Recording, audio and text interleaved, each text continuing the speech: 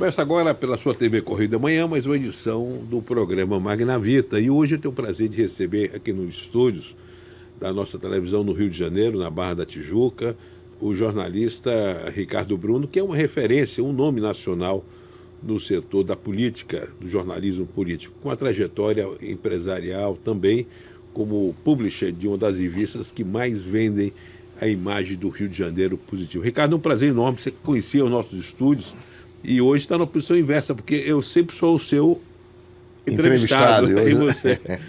Magna Vita, boa noite a todos que estão nos acompanhando pela TV Correio da Manhã. É um prazer enorme estar aqui hoje nessa bancada que você comanda, esse programa de sucesso na TV brasileira.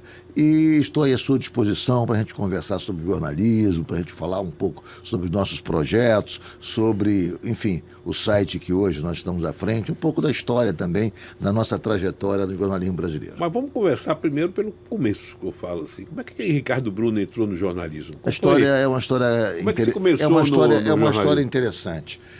Eu, aos 14 anos de idade, para 15 anos de idade, entre 14 e 16 anos, eu comecei a fazer um programa de rádio em Resende, onde meu pai tinha uma emissora. Ele tinha, na verdade, ele era sócio de uma emissora de rádio, da principal emissora de rádio, AM da cidade. E eu, aos domingos, ia para os estúdios da Rádio Agulhas Negras, e fazia o programa musical todo domingo, de 2 às 6 da tarde. Quando toda a minha família ficava reunida para os almoços de domingo, eu deixava o convívio da família e ia para o estúdio da rádio e passava a tarde apresentando aquele programa. Até que 5 anos... Quantos anos? 16 anos de idade. 16 anos de isso idade. Tem o quê? Tem 50, há 50 Não anos se fala atrás. há quanto tempo? E aí, 5, 6 anos depois, o Frederico Carvalho, que era um publicitário, tio do ex-prefeito Noel de Carvalho, me convidou para fazer parte de uma equipe que tinha como atribuição reformular o projeto editorial de um jornal centenário em Resende, que se chamava Jornal A Lira. Esse jornal originalmente pertenceu a uma banda de música da cidade, mas já não pertencia, já era um jornal, dirigido ao público de Resende de modo geral, e eu interessei em fazer parte daquela equipe. E aí, então, comecei também a tratar e a fazer jornalismo impresso. E naquela época, só para a gente recordar, o jornal era impresso na própria gráfica, situada no centro histórico de Resende, e eu me recordo, com muita clareza, dos gráficos no linotipo, no chumbo, fazendo linha por linha, compondo linha por linha, e depois para então fazer a prova e dar chapa. Eu acompanhei aquele processo inicial, antes de linotipo, uma coisa bem artesanal. E, bom, aí começou a minha experiência, a minha vivência no jornalismo, e eu, na verdade, sempre um pouco dividido, porque eu cursei engenharia. E aí, já no terceiro ano de engenharia, eu cheguei para o meu pai e falei, olha, eu vou abandonar a engenharia e vou fazer jornalismo à noite e tal, porque eu acho que é o meu caminho.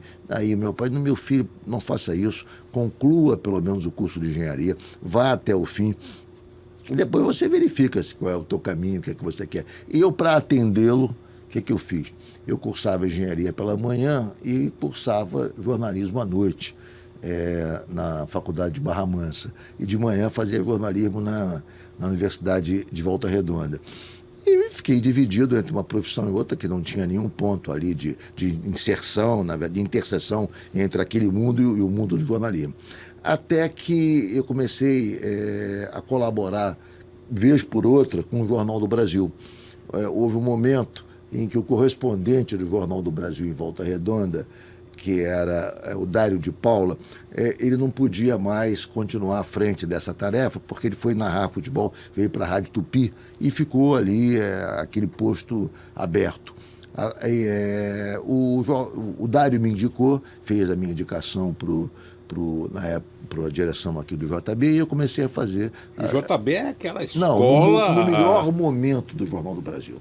E eu me lembro de um episódio que foi muito marcante na minha vida, que eu não esqueço até hoje, que o chefe de reportagem, houve um incêndio muito grande, com danos ambientais enormes no Parque Nacional de Itatiaia, e o chefe de reportagem do JB falou: Ricardo, faça uma avaliação do estrago do ponto de vista ambiental que esse incêndio, que durou quase uma semana, provocou. Ouça ambientalistas da cidade, ambientalistas do Parque Nacional de Itatiaia, façam uma análise crítica da extensão disso, do dano ambiental. Eu, então, entrevistei o ambientalista, o ex-diretor do Parque Nacional de Itatiaia, entrevistei diretores funcionários do parque e também moradores da região do parque sobre os efeitos daquela tragédia ambiental, e escrevi, então, uma matéria central com 2 blocos e mandei para ele despretensiosamente. Ele gostou muito e me ligou e falou o seguinte: eu vou dar domingo uma página com destaque, vou assinar a tua matéria. E eu fiquei muito, entusiasmado com aquilo me excitou de tal forma que eu não consegui dormir na madrugada de sábado para domingo. Esperou o jornal chegar? Eu fiquei na porta do jornaleiro, esperando o caminhão chegar em Resende. Chegou por volta de 3h30, 4 horas da manhã, e eu peguei os jornais, estava lá a minha matéria assinada, e eu fui para casa correndo e acordei meu pai para mostrar a ele a matéria publicada no JB com a minha assinatura. Bom, esse foi o início, essa foi a história. E aí depois? Depois, aí aconteceu, continuei, me formei em jornalismo, me formei em engenharia, me formei em jornalismo, e 6 meses após formado em jornalismo, naquela época, muitos jornalistas, até hoje, mas naquela época mais, iam para Mauá, num ano sabático, saíam do Rio, abandonavam um pouco esse tumulto da metrópole e se internavam em Mauá num período de descanso e de refazimento da própria vida e tal. Um desses que tomou esse caminho foi o jornalista Chico Júnior. Ele foi editor, foi chefe de reportagem do Globo, foi editor da Editoria Rio, e depois foi para Mauá e começou a colaborar lá no jornal local, na Lira e tal. E aí ele vem ao Rio e tal, e volta, foi à redação do Globo tratar de um assunto particular dele. Aí me ligou e falou: olha, o Globo vai contratar 17 repórteres, vai ampliar a equipe de reportagem. E você não quer... O passaralho ao contrário, né? Exatamente. Você não quer passaralho ao contrário. E você não quer ir lá... Eu vou falar com o Renan Miranda, é o chefe de reportagem, e vai lá falar com ele, eu acho que você... É uma boa indicação, acho que você fica. E eu peguei, na quinta-feira, vim ao Rio, e bati no Renan Miranda e falei: Renan, eu sou aqui, o Chico Júnior me pediu que te procurasse e tal, para a gente, eu quero fazer parte dessa equipe, Ele falou: faz o seguinte, vamos fazer uma experiência. Você começa segunda-feira para a gente ver, e você fica 10 dias para eu, avaliar o trabalho. Eu nunca mais voltei. E aí eu comecei, eu me lembro também a primeira matéria, eu vindo de Resende todo receoso, com medo e tal, cidade grande, essa coisa toda e tal. E ele falou, nas primeiras matérias, ele falou assim: vai fazer uma matéria de uma tragédia na favela Cavalo de Aço, lá em Bangu. Morreram 8 pessoas, sangue pelas vielas, e lá fui eu para a favela Cavalo de Aço, e aí fiz aquela matéria e tal. Ele gostou muito e também elogiou. Aí tem um detalhe que é o seguinte: o momento que eu faço a migração da cobertura de cidade para a política, e eu em Resende já tinha uma militância pessoal, né? Eu era afiliado ao MDB de Resende, então... Tinha um network partidário. Tinha um network, gostava, tinha ligado, fiz a campanha, ajudei a fazer a campanha do Miro ao governo do Estado, na época que ele enfrentou Sandra Cavalcante. Entrevistei Sandra Cavalcante na rádio local, na rádio do meu pai, Sandra candidata, a Sandra gostou muito da entrevista e tal. E aí o Milton Temer, que era o editor de política do Globo, falou: Ricardo, eu estou montando aqui hoje uma equipe para cobrir a eleição. Você não quer fazer parte? Eu sei que você já gosta de política, eu te conheço lá de Resende e tal, porque ele fez parte da campanha do Miro naquela época. Ele sabia e eu também ajudei na campanha do Miro. Você não quer vir para cá? E eu fui para a editoria política também, assim, de maneira provisória, para cobrir a eleição, apenas para cobrir a eleição. Nunca mais saí. Quer dizer, cobrir a eleição... Você tem sido citado pelo Tiago Prado, não só nos artigos, mas nas matérias, pelos furos que você dá. A gente vai falar daqui a pouco sobre a agenda do poder, sobre o seu trabalho atual. Como é que você se sente sendo citado pelo jornal que você ajudou a construir? Ver esse reconhecimento público dos furos que você dá, as citações, de você ser Eu me sinto muito honrado, quer dizer, de ter esse reconhecimento, enfim, ainda hoje, do principal veículo de comunicação do Rio, das organizações Globo, um dos principais do Brasil, em ter esse reconhecimento. Obviamente que eu estive durante tanto tempo lá, na verdade, passei por 2 momentos. Fiquei no Globo durante 9 anos, saí, fui convidado depois, cobri a campanha do Collor, e quando o Collor se elege presidente da República, o Cláudio Humberto me liga e falou assim: olha, vem almoçar com o presidente comigo, eu quero te fazer um convite. Eu falei: convite, não, vem aqui. E fui, quando chego a Brasília, no Palácio do Planalto, eu quero que você vá dirigir o jornalismo da TV Educativa. Eu falei: mas eu nunca entrei numa televisão, eu conheço jornal e tal. Não importa, você conhece jornalismo, você, enfim, não tem a menor importância, você, da nossa confiança, vai levar à frente esse projeto. Eu vim matutando se aceitava ou não aceitava, pedi 24 horas, no dia seguinte eu disse que sim, aceitei a missão de dirigir o jornalismo da TV Educativa. Bom, Collor cai, depois, né, sobe Itamar, e eu tinha uma relação boa com Margrives. E aí tinha uma relação aqui no Rio. Foi o chefe da Casa Civil. Da Casa Civil, exatamente. E aí o Margrives, enfim, também tinha boa relação com o Dornelles, com o senador Nelson Carneiro e com o Arthur da Távola. Os 3, eu tinha a melhor relação possível.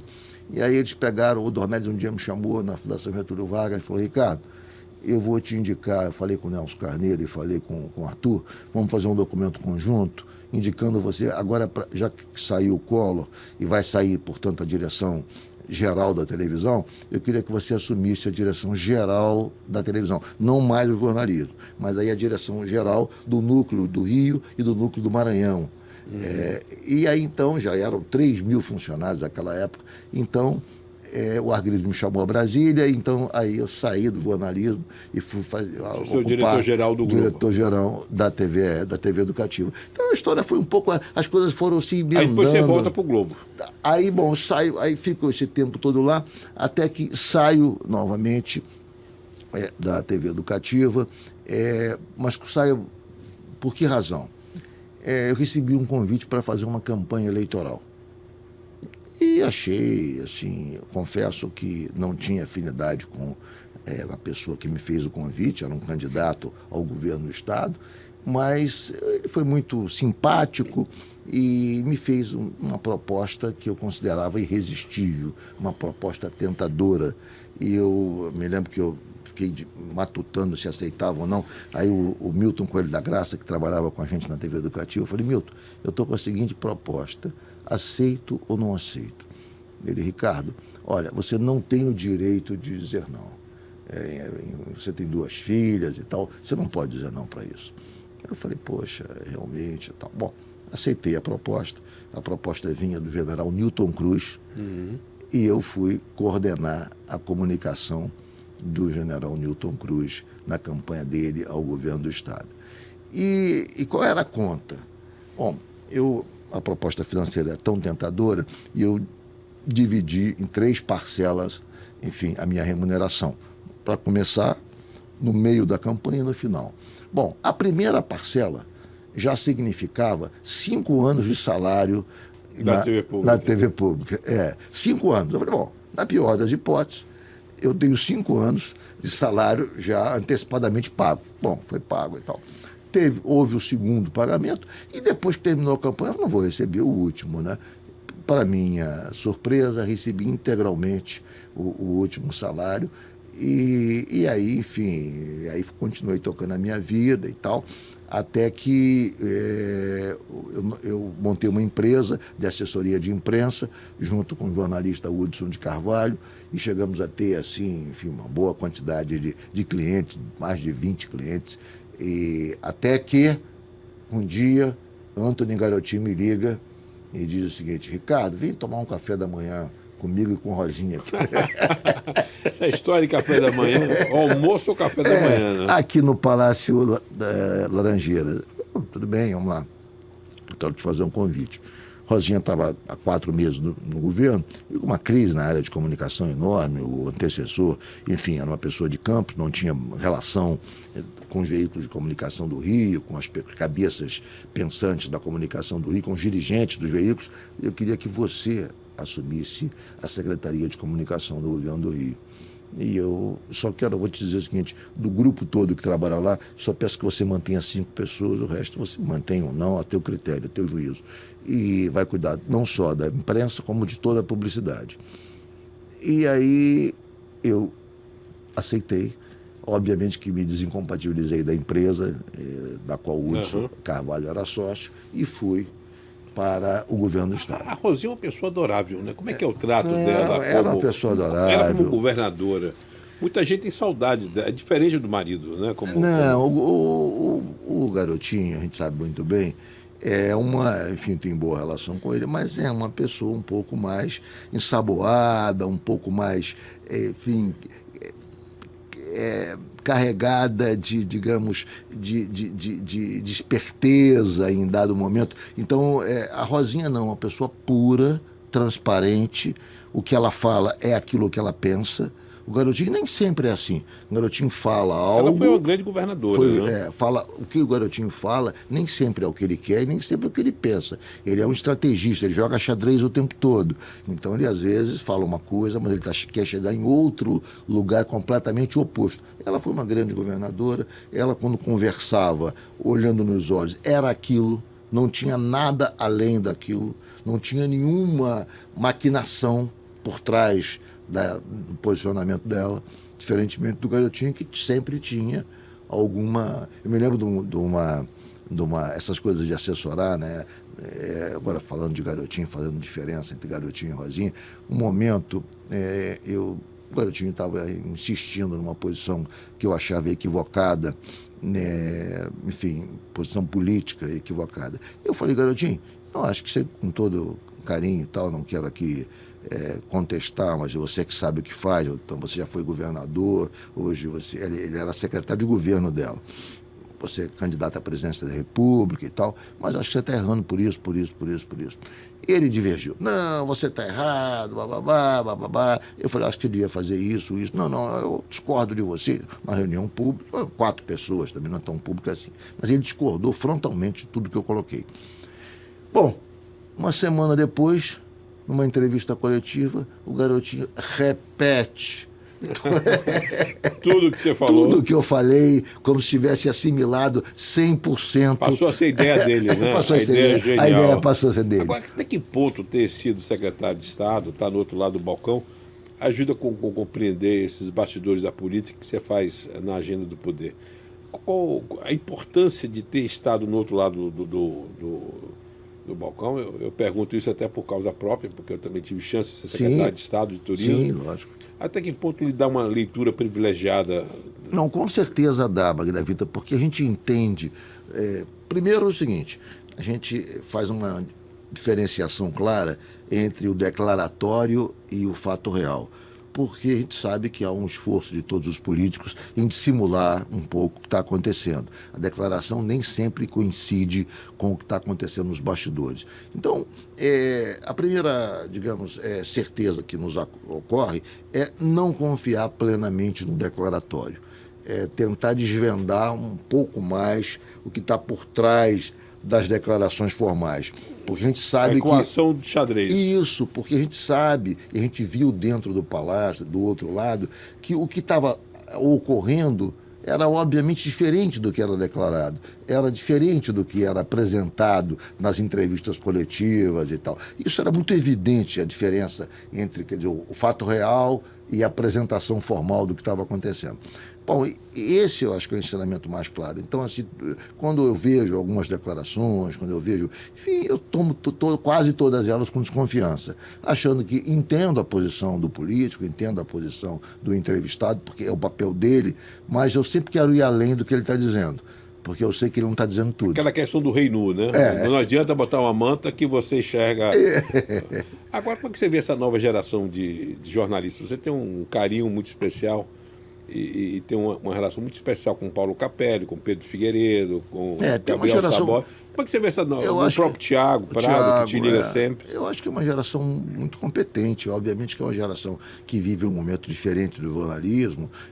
Enfim, esse jornalismo digital, que é um jornalismo... Na verdade, a gente sabe, você sabe, eu também, né? Que antigamente a gente ia um pouco mais vagar para apurar. Porque eu me lembro que eu saía para fazer uma matéria, voltava para a redação às 4 horas, escrevia até 5, chegava às 5, escrevia até às 6 e tal, e aí ia para o fechamento. Então eu tinha 3, 4 horas. Hoje tudo é muito corrido, então o jornalismo é um pouco diferente. O furo passou a ser real time, então você não tem tempo para poder elaborar. Eu me lembro que eu gostava de elaborar o texto, com mais cuidado, enfim, fazer um texto um pouco mais trabalhado, enfim, mais charmoso.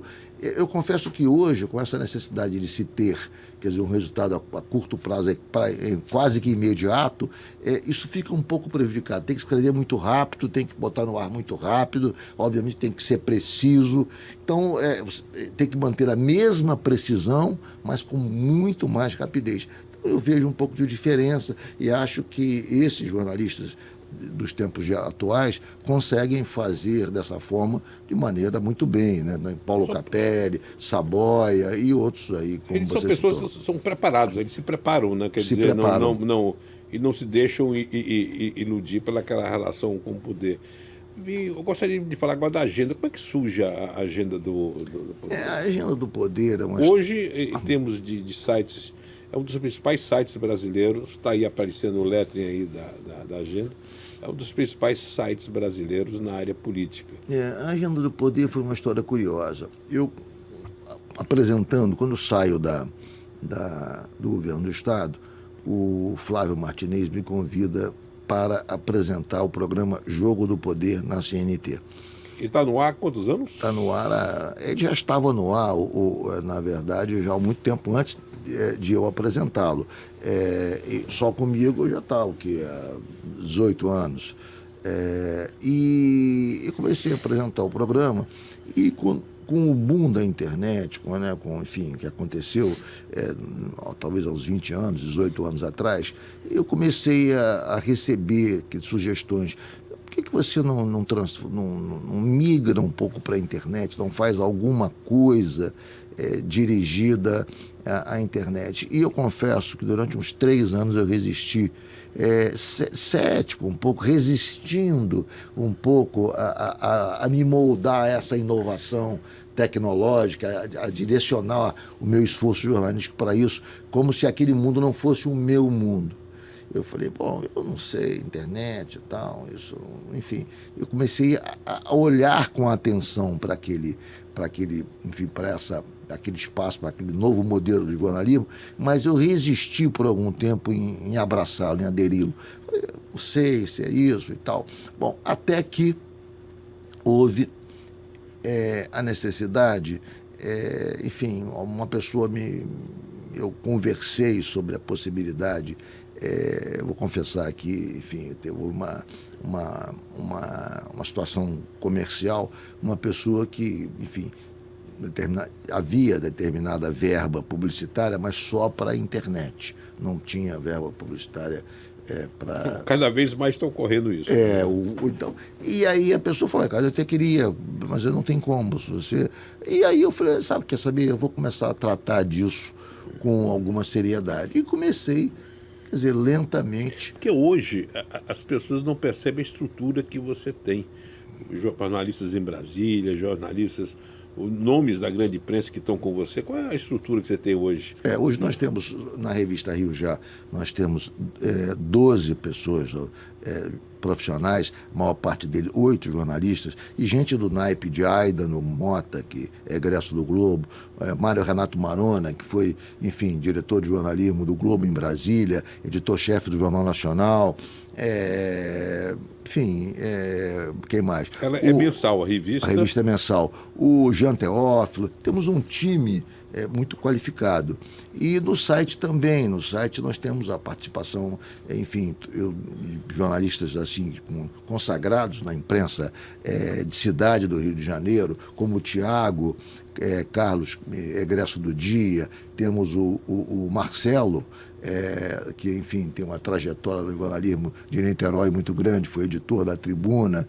Temos a Carol, que é uma jornalista que veio de Brasília. Então temos um grupo... As pessoas não têm noção da estrutura. Hoje a agenda do poder é muito maior do que as pessoas percebem, né? Temos uma equipe só em rede social, uma equipe de 5 pessoas.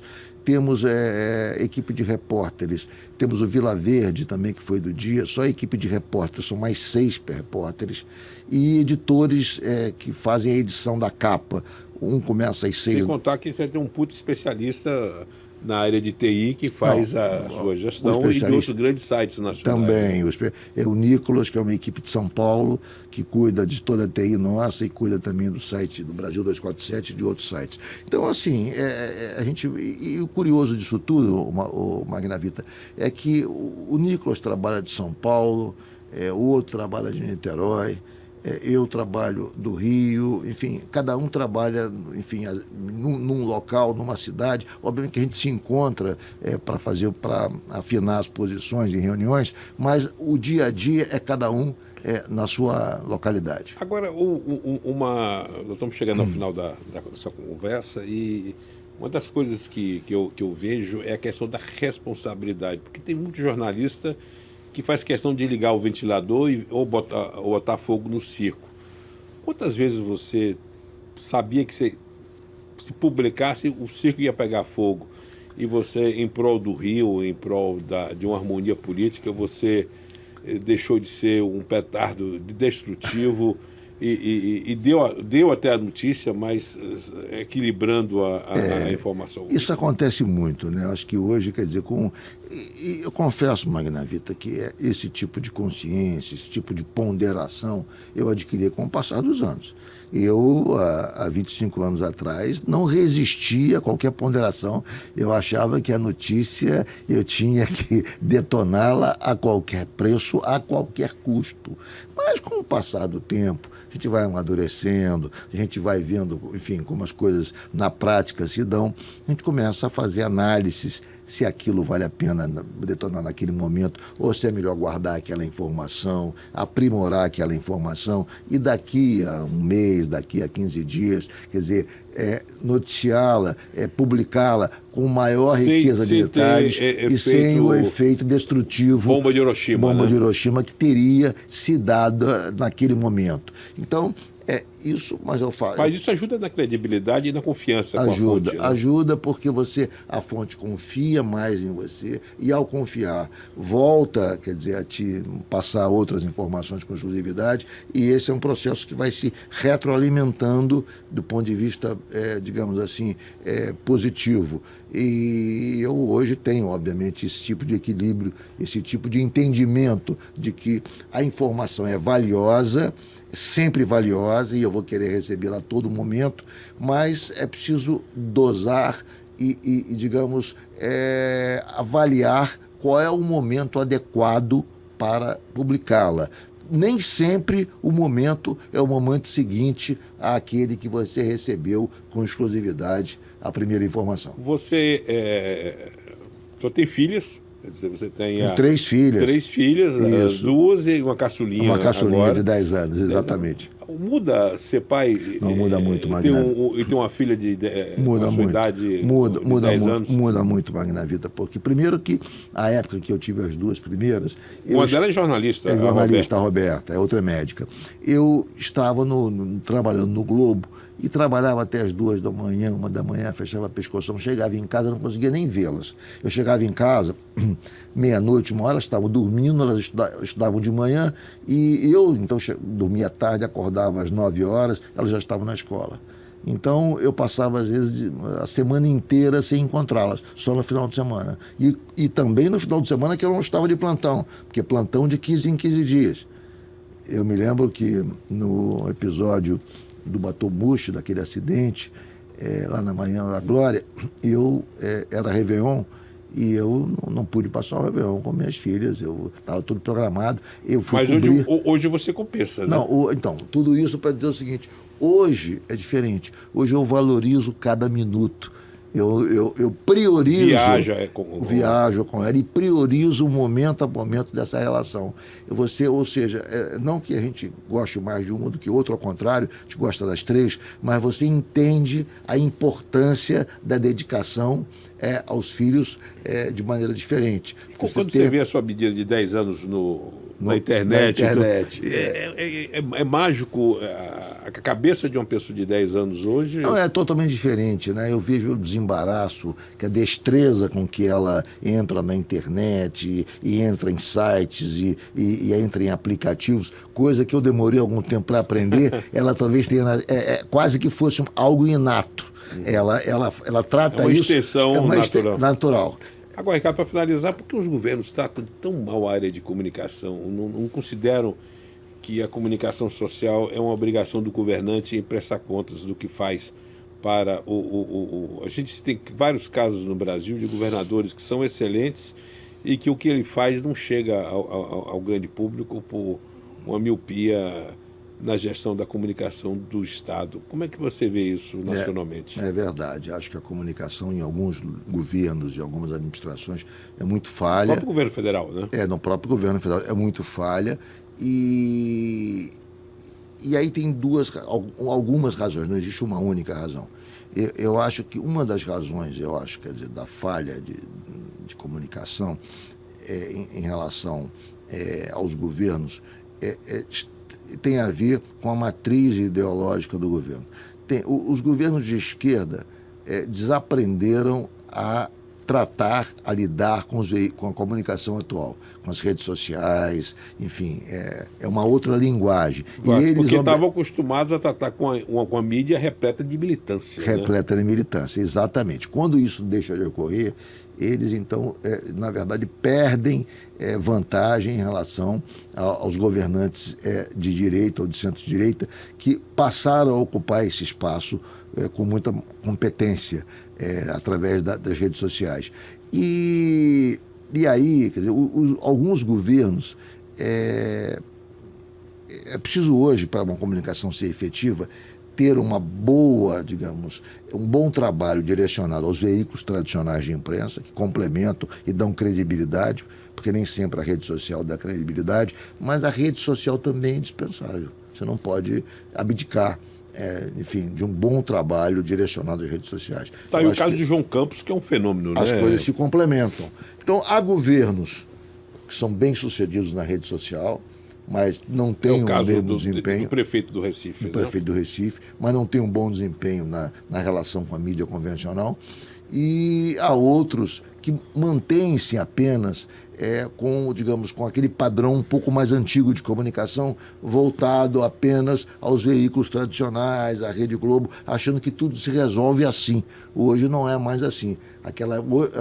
Durante anos, perdurou a ideia de que, com uma grande publicidade, uma grande campanha, uma relação, digamos, a miúde, azeitada com a Globo, eu resolvo tudo. Hoje não resolve tudo. Isso não é suficiente. Você pode, a própria Globo está se revendo, né? Exatamente. Em termos de posicionamento editorial, porque ela passou a ser questionada. Então não basta ter uma boa relação com os veículos que ocupam essa centralidade na comunicação. Né? Que ocupavam essa centralidade na comunicação. É preciso ter uma visão um pouco mais aberta, não estreita, e que contemple veículos de nicho. Hoje nós temos muitos veículos que ocupam nichos, quer dizer, falam para nichos da sociedade. Então, ter esse entendimento de que é preciso também atingir esses nichos através de veículos direcionados a esses segmentos é extremamente importante. É um dever do governante. E não falar só através dos veículos que supostamente ocupam essa posição que antes era majoritária. E como eu disse, me despedindo, veículos como o seu, citados, passam a ser referência dos grandes veículos. É uma referência e uma honra. Muito obrigado, e é um prazer retomar assim essa série de programas do Magna Vita, esse lado humano. São pessoas que a gente conhece, acessa, lê diariamente o Ricardo Bruno, e hoje tivemos a oportunidade de mergulhar um pouco na história desse garoto que já usurpava os domingos familiares. Garoto de 66 anos. Pois é, usurpava os domingos familiares para cuidar. Muito obrigado, Ricardo. Foi uma honra estar nessa bancada com você. Chegamos ao fim de mais uma edição do programa Magna Vita pela sua rede de comunicação TVC, a TV do Correio da Manhã.